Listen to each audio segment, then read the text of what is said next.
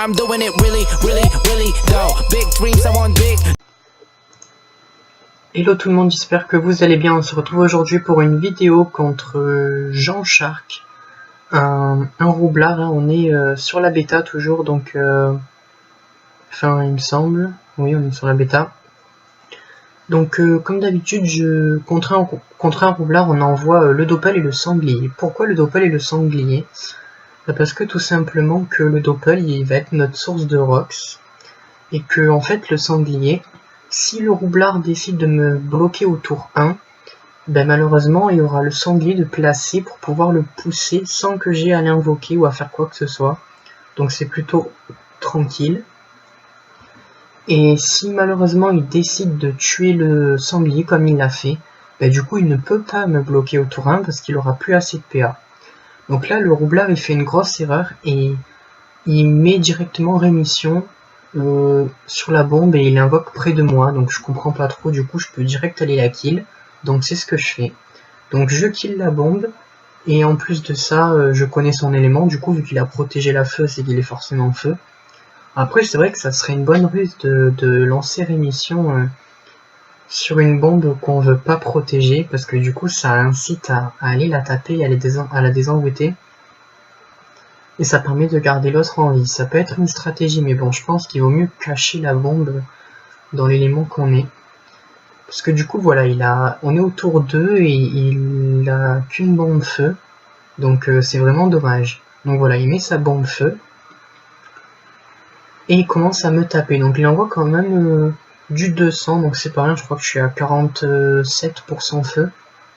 Et 40% air, je crois. Donc là on met le sanglier pour les dopous et on tape la bombe parce qu'il faut pas la laisser en vie. Surtout pas, surtout pas.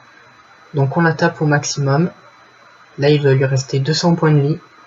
Le sanglier qui va la taper un petit peu avec les dopous, voilà, elle va pas tenir très longtemps. Le Doppel qui rox, hein, comme j'ai dit, c'est notre petite source de rox. Là par contre il peut placer son mur. Donc je ne sais pas comment il va le placer. Moi je serais lui, je me mettrais en kaboom et j'aurais mis le mur derrière le sanglier. Comme ça aurait tué le sanglier sans qu'il perde de PA.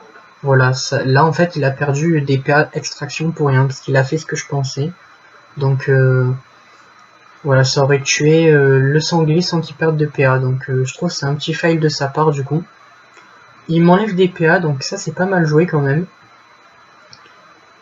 Et là il envoie le roublabot parce qu'il essaye de me mettre dans le mur. Donc ça c'est pas mal. Comme ça je vais pouvoir perdre de la vie. Heureusement qu'au tour 4 il y a Dokoko, donc là c'est pareil, je trouve que c'est un peu mal joué de sa part. Parce que du coup vu qu'il y a le Dokoko, voilà, ça m'a pas forcément enlevé de points de vie en fait. Donc on va tuer un petit corbeau et voilà, la petite bombe est morte. On envoie le petit coup de marteau, donc avec la maîtrise pour faire bien mal. Et voilà, en plus la bombe plus le roublard perd de la vie, donc c'est plutôt cool.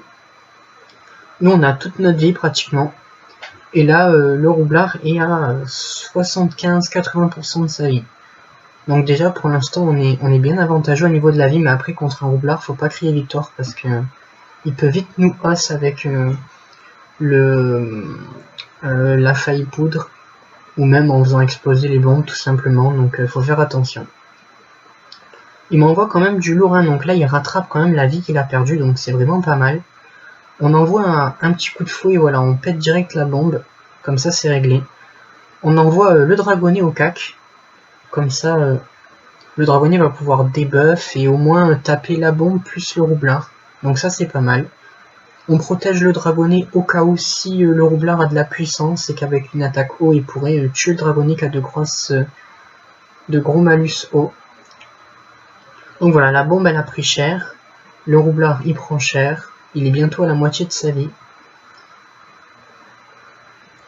Il aimante la bombe, donc je pense qu'il veut, voilà, il place son mur et il va vouloir me taper encore, donc il me spam rock s'il s'arrête pas. Donc c'est pas mal joué de sa part.